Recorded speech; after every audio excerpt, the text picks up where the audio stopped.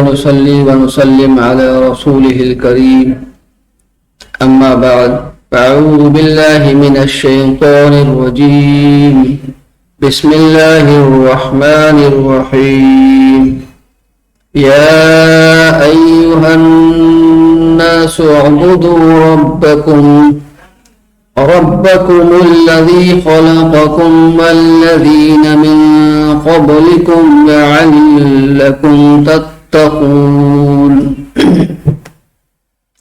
الذي جعل لكم الأرض فراشا والسماء بناء وأنزل من السماء ماء فأخرج به من الثمرات رزقا لكم فلا تجعلوا لله أندادا وأنتم تعلمون صدق الله العظيم یا ایھا الناس اے لوگو اعبدوا عبادت کرو ربکم اپنے رب کی الذی جس نے خلقکم تمہیں پیدا کیا والذین اور وہ لوگ جو من قبلکم تم سے پہلے لعلکم تاکہ تم تتقون پرہیزگار بن جاؤ الذی اس نے وہ جعل لکم الارض بنایا لکم تمہارے لیے الارض زمین فراشن فرش والسماء اور آسمان بناء چھت وانزل اور اتارا من السماء آسمان سے ماء پانی فاخرج اور پھر نکالے بھی اس میں سے اس کے ذریعے سے من الثمرات پھل رزقا جو رزق ہیں لکم تمہارے لیے فلا تجعلوا تو نہ بناؤ سو نہ ٹھہراؤ للہ اللہ کے لیے اندادا کوئی شریک وانتم تعلمون اور تم جانتے ہو مطلب وہ پروردگار اللہ جس نے تمہارے لیے زمین کو بچھونا بنایا اور آسمان کو چھت بنایا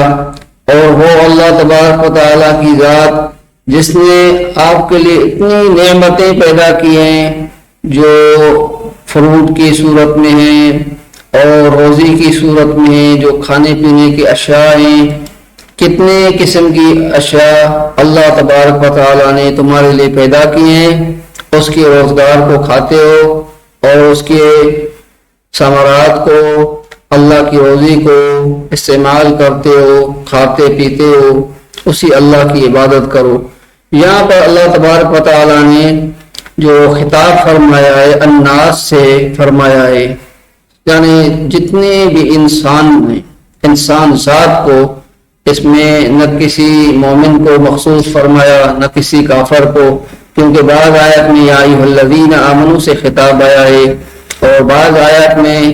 یا ایھا الکافرون سے خطاب آیا ہے اور بعض جگہ ایھا المنافقون سے خطاب آیا ہے مطلب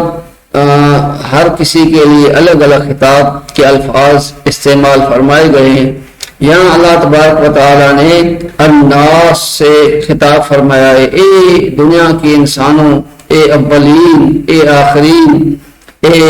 اولاد آدم یا ایھا الناس اعبدوا ربکم اپنے رب کی عبادت کرو وہ اللہ تعالیٰ وہ ہے اللہ تعالیٰ کا تعارف اس طرح فرمایا کہ وہ اللہ کی ذات وہ ہے جس نے سب سے بڑا جو کارنامہ فرمایا وہ آپ کو پیدا کیا ہے آپ کا خالق ہے وہ خالق ہے جس نے ابد سے آپ کو زندگی دی ہے. آپ کا وجود نہیں تھا، مٹی میں سے آپ کو کن جو ہے مراحل میں سے گزار کر اللہ نے آپ کو پیدا کیا ہے. والذی خلقکم من تراب ثم من نطفۃ ثم من علقۃ ثم یخرجکم طفلا ثم لتبلغوا اشدکم ثم لتکونوا شیوخا. اتنے مراحل میں سے اسی اللہ کی ذات نے آپ کو گزار کر نطفہ، پھر گوشت کا لوتھڑا، پھر والدہ کے پیٹ میں 9 مہینے 10 مہینے، پھر اس کے بعد بچپن، پھر بچپن سے پھر لڑکپن، پھر جوانی، پھر بڑھاپا، پھر موت، پھر قبر میں واپسی. یہ اتنے مراحل اللہ کی ذات نے، وہ خالق تمہارا جس نے آپ کو پیدا کیا، الذی خلقک فسواک فعدلک، اس نے آپ کے پیدا کرنے میں کوئی کسر نہیں چھوڑی. اتنا خوبصورت، لقد خلقنا الانسان فی احسن تقویم، اتنا خوبصورت انسان کو جو ہے شکل اور صورت میں اور ڈھانچے میں اور سانچے میں اتنا اچھا پیدا کیا ہے جس کا کوئی نظیر اور مثل اور مثال نہیں مل سکتا. ایسی اللہ کی ذات کو چھوڑ کر آپ ظلم کرتے ہو، اپنے ہاتھ کے بنائے ہوئے پتھر معبودات نے باطلا ان کے آگے جھکتے ہو، ان کو سجدہ کرتے ہو، اللہ کی ذات کو چھوڑتے ہو. الذی خلقکم، اس اللہ کو آپ چھوڑ دیتے ہو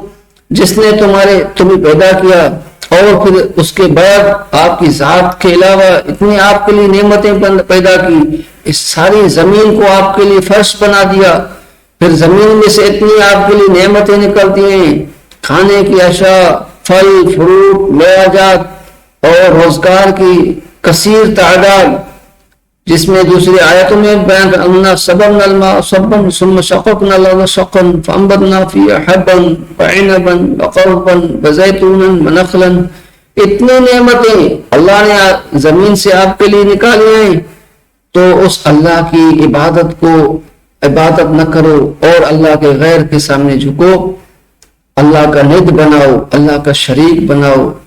حالانکہ اللہ کا نہ کوئی شریک ہے، نہ اللہ کا کوئی مثل ہے، نہ کوئی مثال ہے، نہ کوئی وزیر ہے،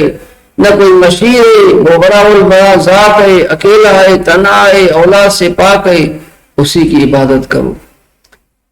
مشرکین مکہ کا یہ عقیدہ تھا کہ بڑے بڑے جو کام ہے، آسمان زمین یہ پیدا کرنا، یہ اللہ نے پیدا کیے ہیں، لیکن ان سب کاموں میں اللہ تعالیٰ باہمی مشاورت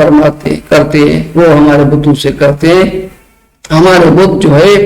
ہمارے لیے اللہ کے سامنے سفارش کرتے ہیں،